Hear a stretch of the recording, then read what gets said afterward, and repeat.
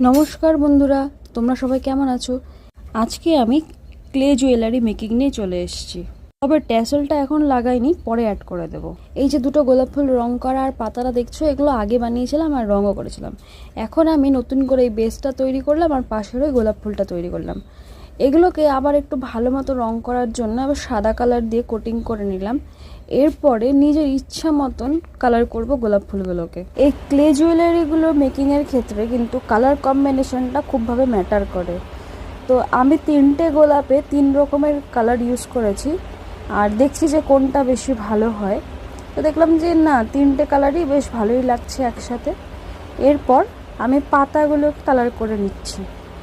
আর এই একটা ডাটির মতন আমি বানিয়েছিলাম, সেটাকে একটু ব্রাউন কালার করে নিচ্ছি, জাস্ট একটা রাস্টিক লুক দেওয়ার জন্য। এবার তোমরা পুরো লুকটা দেখে নাও।